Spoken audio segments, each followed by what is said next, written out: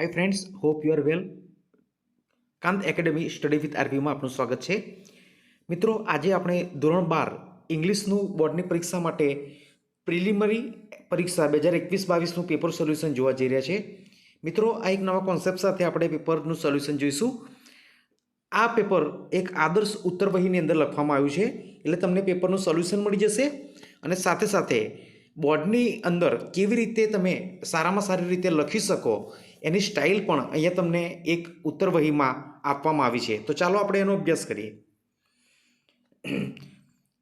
મિત્રો, હમણાં હાલમાં જે પ્રિલિમિનરી પરીક્ષા 2021-22 ગઈ ઇંગ્લિશની ધોરણ 12માં, એમાં પ્રશ્નો હતા। તો સેક્શન એ છે, એમાં પ્રશ્ન જે 1 થી 4 છે એ ટ્રુ ફોલ્સ છે। એમાં ફર્સ્ટ સેન્ટેન્સ છે, if anyone got her way with Nana it was Nani, એટલે કે જો કોઈ દાદા જોડે કામ કઢાવી શકતું હોય તો એ નાની હતા, તો સેન્ટેન્સ છે ટ્રુ।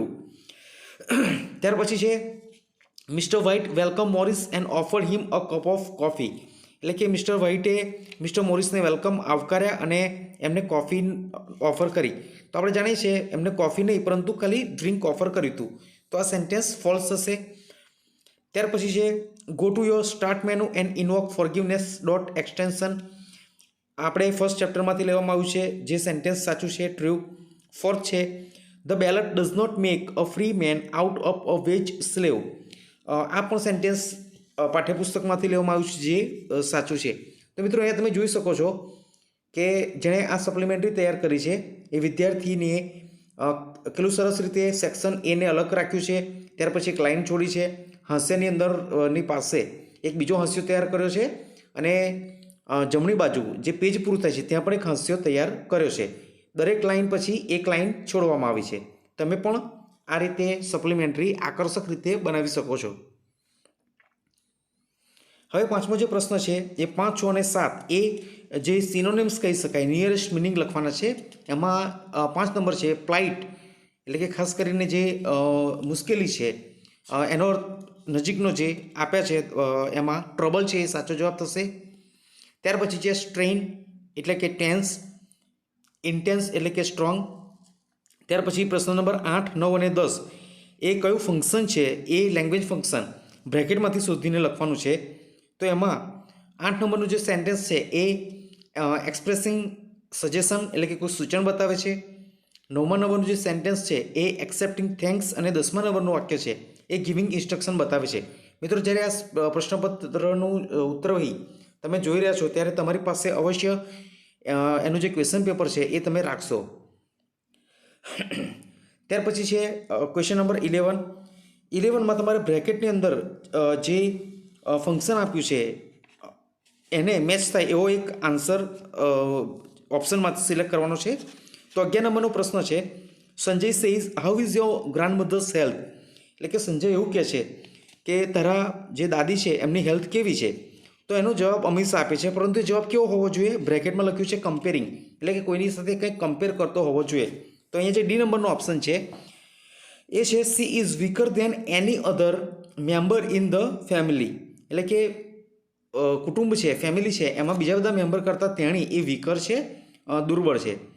ત્યાર પછી છે answer 12, Vasant says why did you not buy those books yesterday, એટલે કે તે ગઈકાલે પેલી પુસ્તકો કેમ ના ખરીદી। તો નીલમનો જે જવાબ આપે છે એ expressing condition in the past, એટલે ભૂતકાળમાં કોઈક શરત દર્શક વાક્ય હોય એવું બનાવવાનું છે। એનો સાચો જવાબ આવશે if you had reminded me I could have vote them, એટલે કે જો તે મને યાદ કરાવ્યું હોત તો હું એ ખરીદી શકી હોત। ત્યાર પછી છે 13મા નંબરનો પ્રશ્ન છે, રનર એવું કહે છે I just can't go on એનીમોર, એટલે પેલો જે રનર છે દોડનાર એવું કહે છે કે હવે હું આગળ વધારે દોડી શકીશ નહીં। તો એનો જે ફ્રેન્ડ છે એ જે જવાબ આપે એ એન્કરેજમેન્ટ એટલે કે પ્રોત્સાહન આપતું હોવું જોઈએ। તો એનો જે જવાબ છે એ અહીંયા થશે come on you can make it for you if you try, જો તું પ્રયત્ન કરીશ તો તું આ કરી શકીશ, એટલે અહીંયા આ એન્કરેજમેન્ટ એને આપતું વાક્ય છે। ત્યાર પછી છે 14, ગર્લ એવું કહે છે how can I ever trust you in future, એટલે કે ભવિષ્યમાં હું તારી ઉપર વધારે ટ્રસ્ટ કેવી રીતે રાખી શકીશ। તો જે બોય છે, છોકરો છે, એ જે જવાબ આપવો હોય એ જવાબ એની પ્રોમિસ હોવો જોઈએ। તો જે આપણે 4 ઓપ્શન આપ્યા છે એની અંદરથી જે ડી છે ઓપ્શન એ સાચો જવાબ છે, જે છે on my honour darling I won't ever lie to you again. એટલે કે હે પ્રિય, હું હવે ફરીથી તારી જોડે ક્યારેય જૂઠું બોલીશ નહીં. તો આ એક પ્રોમિસ આપી કહેવાય. ત્યાર પછી છે 15, 16, 17 અને 18. આ જે 4 છે વાક્યો એ એક સેન્ટેન્સ આપવામાં આવ્યું છે. સેન્ટેન્સમાં ક્યાંક અંડરલાઇન કરેલી છે અને એ અંડરલાઇનનો પ્રશ્ન બનાવીને આપણે સાચો જવાબ સિલેક્ટ કરવાનો છે. 15 નંબરનું જે વાક્ય છે એમાં વાક્ય આવું છે, Walt was a complex man. અને એટલે કે વોલ્ટ એક જટિલ માણસ હતો. તો કોમ્પ્લેક્સ નીચે અંડરલાઇન છે, તો એનો સાચો જવાબ થશે what kind of man was Walt. એટલે વોલ્ટ કેવા પ્રકારનો માણસ હતો, આપણને જવાબ મળી જાય છે Walt was a complex man. ત્યાર પછી છે watch the film as an outside observer. એનો સાચો જવાબ થશે how do you watch the film. 17 નંબરનું સેન્ટેન્સ છે the United States is in the northern hemisphere. તો અહીંયા સ્ટેટ્સ ઇન ધ નોર્થન એની નીચે અંડરલાઇન છે, જેનો સાચો જવાબ થશે in which hemisphere is the United State. 18 નંબરનું સેન્ટેન્સ છે Pratik attends the IELTS classes to get visa for Australia. એનો સાચો જવાબ થશે, કારણ કે અહીંયા અંડરલાઇન છે to get visa for Australia, એટલે એનો સાચો જવાબ થશે why does Pratik attend the IELTS classes. અહીંયા મિત્રો આપણને જે સેન્ટેન્સ આપ્યું છે સિમ્પલ પ્રેઝન્ટ ટેન્સમાં છે. અટેન્ડની પાછળ એસ લાગ્યો છે, ત્રીજા પુરુષ વચન છે, એટલે એનો જે પ્રશ્ન છે એ પણ સિમ્પલ પ્રેઝન્ટ ટેન્સની રીતે જ પૂછાશે. હવે છે સેક્શન બી. સેક્શન બીમાં એક પેરેગ્રાફ આપ્યો છે અને પેરેગ્રાફના અહીંયા ક્વેશ્ચન તમારે ક્વેશ્ચનના આન્સર તમારે પેરેગ્રાફમાંથી લખવાના છે. ક્વેશ્ચન નંબર 19 છે when should the print option be exercised. એટલે કે ક્યારે પ્રિન્ટનો ઓપ્શન છે એ લેવો જોઈએ. તો અહીંયા આન્સર આપ્યો છે print out should be taken from the printer only when it is absolutely inevitable. Complete editing should be done beforehand and then only the print option should be exercised. તો એનો સાચો જવાબ થશે. 20 નંબરનો પ્રશ્ન છે how would making less use of print outs help. તો reading work could be perform on PC, monitor or laptop. This would usefully cut down paper consumption and save numerous trees. ત્યાર પછી બીજો પેરેગ્રાફ આપ્યો છે. એ paragraph પરથી question છે what is the function of education. તો the function of education then is to help you from childhood not to imitate anybody but to be yourself all the time.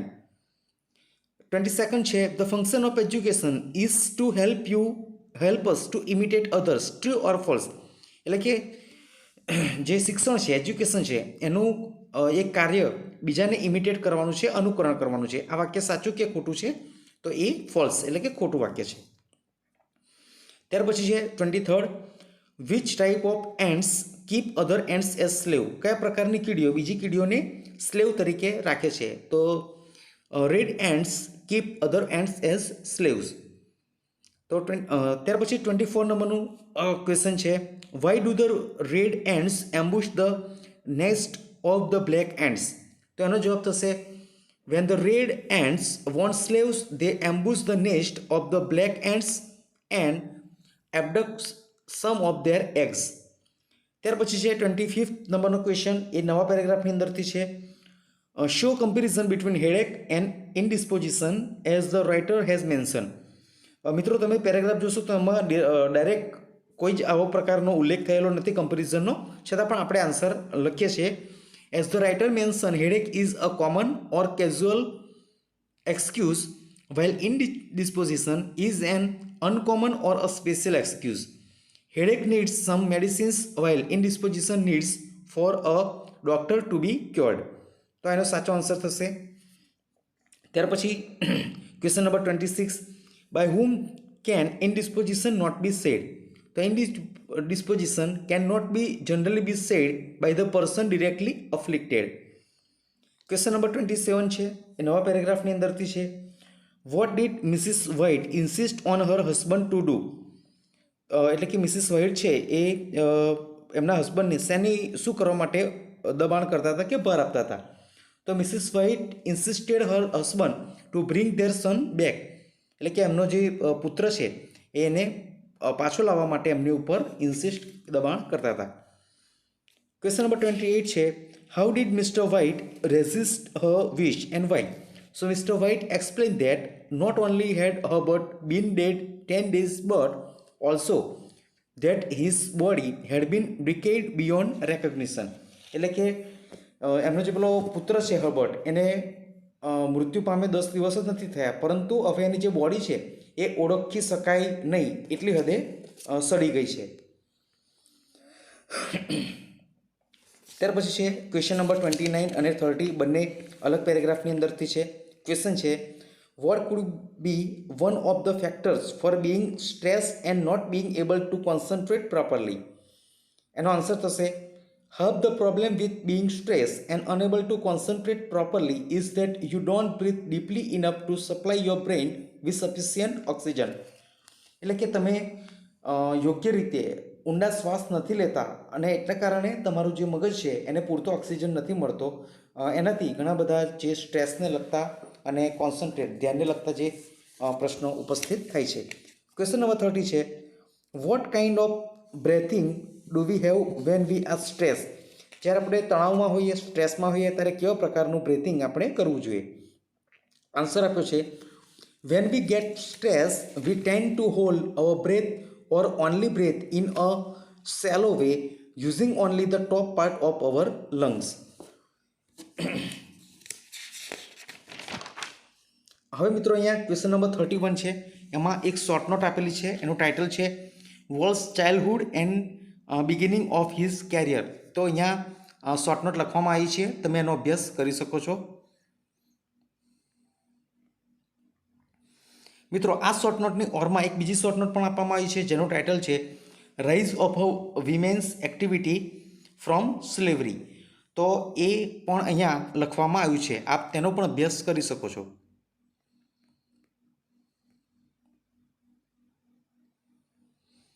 Okay, ત્યાર પછી છે question, એક તમને paragraph આપ્યો છે અને એ પેરેગ્રાફમાં કેટલીક બ્લેન્ક્સ એટલે કે ખાલી જગ્યા છે અને એક બ્રેકેટ આપવામાં આવ્યો છે અને બ્રેકેટમાં એના આન્સર છે. તો એ આન્સર આ રીતે થશે, એમાં 32માં સિવિલાઇઝેશન, 33માં મશીન્સ અને 34માં ડેન્જર્સ આ એનો સાચો જવાબ થશે. તો અહીંયા વિભાગ નંબર બી પૂર્ણ થાય છે. મિત્રો હવે જોઈએ સેક્શન સી. એમાં એક અનસીન પેરેગ્રાફ આપ્યો છે અને અનસીન પેરેગ્રાફ ઉપરથી આપને કેટલાક પ્રશ્નો આપવામાં આવ્યા છે. એ પ્રશ્નો છે અને એના જવાબ પણ અહીંયા આપવામાં આવ્યા છે. ક્વેશ્ચન નંબર 35 છે, how was the writer hurt? તો આનો આન્સર છે, instead of heading the ball her body slammed into writer leaving her unconscious in the middle of the field. Question number 36 છે, why did the teammates of the writer shout 2 types of cries at the same time? એનો answer થશે, teammates shouted cries of victory and horror at the same time. એટલે કયા બે પ્રકારની જે cheese છે બૂમ છે પાડે છે? તો વિક્ટરી અને હોરર આ બંને બૂમ એક સાથે પાડે છે. ક્વેશ્ચન નંબર 37 છે, what did the writer find when she regain consciousness? When writer regain consciousness she found herself in a hospital bed. એટલે કે જ્યારે તેને ભાન આવ્યું ત્યારે તેણી પોતાને હોસ્પિટલમાં મેળવે છે. સરાઉન્ડેડ બાય ફેમિલી, એની આજુબાજુ એની ફેમિલી હોય છે. ફ્રેન્ડ્સ એન્ડ ટીમમેટ્સ, મિત્રો અને ટીમમેટ્સ પણ હોય છે. Also at her side were doctors the determiners of means her future. એટલે કે ડૉક્ટર્સ અને બીજા જે ડિટરમાઇનર્સ નિર્ણય જે લોકો લઈ શકે એના ફ્યુચરના એવા લોકો પણ સાથે હોય છે. Question number 38, how was it a rare surgery? એટલે કે એક રેર સર્જરી કેમ હતી? So this type of surgery had only been perform a limited number of times with a mere 50% success rate. એટલે કે એટલા માટે આ સર્જરી દુર્લભ કે રેર હોય છે કારણ કે તેમાં 50% જ સફળતાના ચાન્સીસ રહેલા છે. ક્વેશ્ચન નંબર 39 છે, what thoughts crowded the writer's mind before deciding to undergo that rare surgery? એટલે કે આ જે સર્જરીમાંથી પસાર થવાનું હતું ત્યારે રાઇટરના માઇન્ડમાં કયા પ્રકારના વિચારો ઘેરવા માંડ્યા હતા? તો એનો જવાબ છે, would she be able to finish her studies? What effect would it have on her social life, her grades? તો આ પ્રકારના એના માઇન્ડ એની અંદર એને વિચારો ફરતા હતા. ત્યાર પછી છે ક્વેશ્ચન નંબર 40. તો અહીંયા તમને એક પેરેગ્રાફ આપ્યો છે અને એ પેરેગ્રાફને લઈ અને તમારે એનું એક ટાઇટલ આપવાનું છે અને 1/3 સમરી લખવાની છે. તમે એનો અભ્યાસ કરી અને લખી શકો છો. ક્વેશ્ચન નંબર 41 to 45 છે એ પણ એક ન્યૂઝ ક્લિપ આપણને આપવામાં આવી છે અને એના પરથી તમને કેટલાક પ્રશ્નો પૂછવામાં આવ્યા છે. એમાં છે question number 41, how is the Sardar Patel COVID care centre in Chhatarpur a unique one? તો એનો આન્સર થશે Sardar Patel COVID care centre is the largest of its kind in the world. It has 10,000 bed. કેમ એ યુનિક હતું? કારણ કે એને 10,000 બેડ હતા એટલા માટે. Question number 42, what extra service will be offered by this Sardar Patel COVID care centre? એટલે કે Sardar Patel COVID care centre છે એના દ્વારા કઈ એક એક્સ્ટ્રા સર્વિસ આપવામાં આવતી હતી? તો it will also serve as a treatment centre for those who are asymptomatic but cannot afford home isolation. Question number 43 છે, describe the physical facility at the Sardar Patel COVID care centre. એનો answer થશે Sardar Patel COVID care centre has 10,000 bed. The centre is 1,700 feet long, 700 feet wide, roughly the size of 20 football fields, and has 200 enclosures with 50 beds each. એટલે કે અહીંયાની physical જે એની અંદર કઈ કઈ વસ્તુનો સમાવેશ થાય, કેટલા વિસ્તારમાં વિસ્તરેલું છે આપણે દર્શાવવાનું હતું. ક્વેશ્ચન નંબર 44 છે, who will operate as nodal agency for this centre? એટલે કે અને નોડલ એજન્સી તરીકે કોણ એને ઓપરેટ કરશે? તો the Indo Tibetan border police એટલે કે ITBP will be the nodal agency operating the centre. Question number 45 છે, where did the inauguration function of the Sardar Patel COVID care centre take place? એટલે એનું જે ઇનોગ્યુરેશન છે, ઉદ્ઘાટન છે, ક્યાં થશે? The inauguration function of the Sardar Patel COVID Care Center will take place at the Radhaswami સત્સંગ બીચ. એટલે કે જે રાધાસ્વામી સત્સંગ બીચ છે ત્યાં આનું જે ઉદ્ઘાટન છે એ થવાનું છે. હવે તમને એક સ્ટાન્ઝા એટલે કે પોએમની એક સ્ટાન્ઝા આપવામાં આવી છે, એના પરથી ક્વેશ્ચન પૂછવામાં આવ્યા છે. ક્વેશ્ચન નંબર 46 to 48 આ ત્રણ પ્રશ્નો એક સ્ટાન્ઝામાંથી છે. જોઈએ 46 નંબરનો question. Why did the poet write innumerable songs in his earlier years? The poet write innumerable songs in his earlier years to win the hearts of men. Question number 47 છે, what knowledge had the poet got? The poet has ceased to be the poet and have learned to be the song. મિત્રો આપણે આ ક્લાસમાં ભણી જ ગયા છે, એટલે ખાસ કરીને તમે જો સ્ટાન્ઝા જોશો અને ક્વેશ્ચન જોશો તો પણ તમને તરત આન્સર આવડી જશે. ક્વેશ્ચન નંબર 48 છે, find out one word from the stanza for the things can't B counted. એટલે કે the things can't B counted એવી વસ્તુઓ કે જેને ગણી શકાય નહીં. આ વાક્ય માટે કોઈ એક શબ્દ આપો તો એ છે ઇન્યુમરેબલ, એટલે કે જે ગણી ન શકાય એવું. ત્યાર પછી બીજી એક સ્ટાન્ઝા આપી છે અને એના પ્રશ્નો 49, 50 અને 51 છે. ક્વેશ્ચન નંબર 49 છે, how do we harm ourselves? એનો આન્સર થશે when we are told to hate our brothers we harm hour સેલ્વ્સ.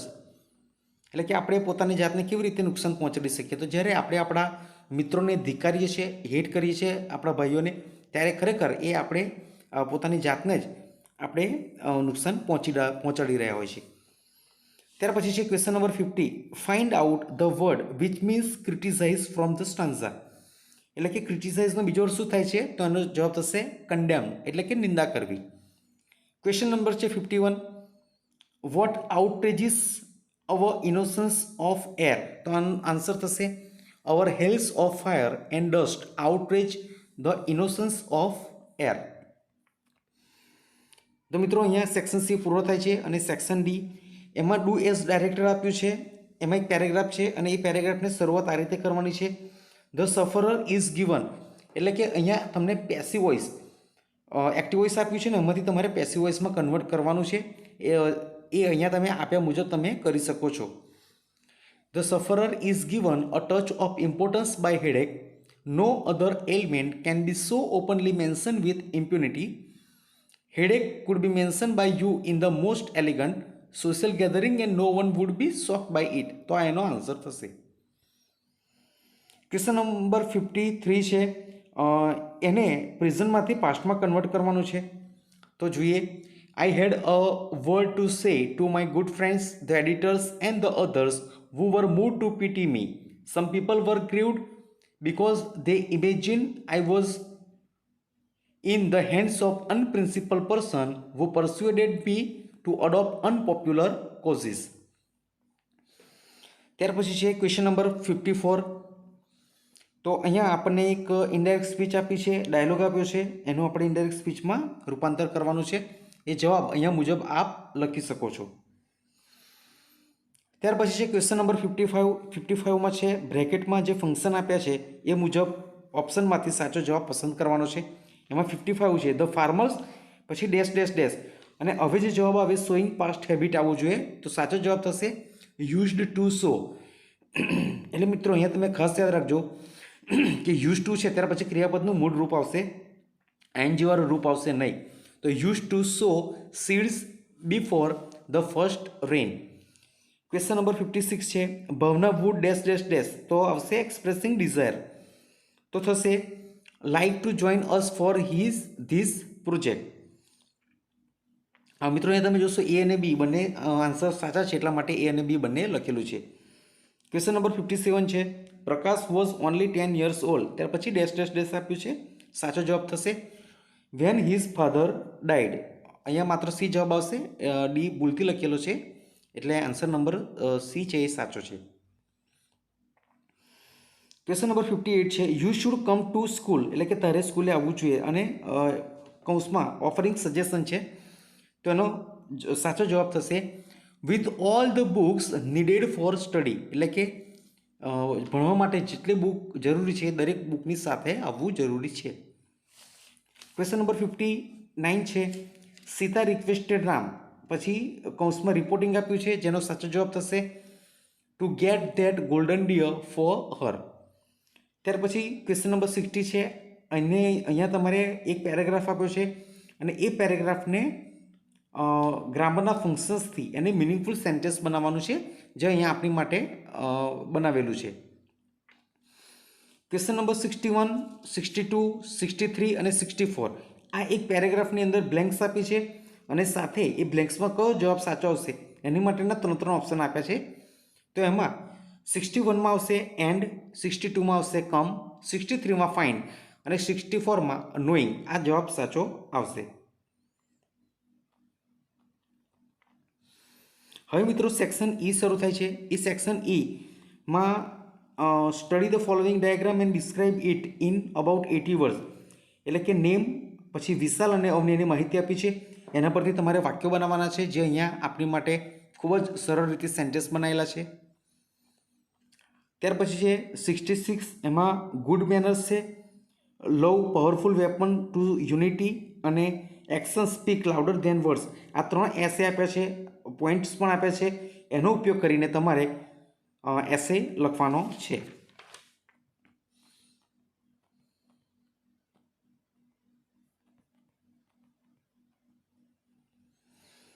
Okay, ત્યાર પછી છે 7 નંબરનો question. In the school assembly hall you are going to deliver a speech on cleanliness. Draft the speech using the given points in about 100 words. એટલે કે cleanliness ઉપર તમારે અહીંયા speech આપવાની છે, જે અહીંયા તૈયાર છે. તમે આ રીતે સ્પીચ લખી શકો. 67 એના ઓરમાં જે ક્વેશ્ચન છે ત્યાં એક એપ્લિકેશન આપી છે, તો અહીંયા એ એપ્લિકેશન પણ for the post of a marketing manager છે. તો એપ્લિકેશન મિત્રો તમે આ રીતે લખી શકો છો.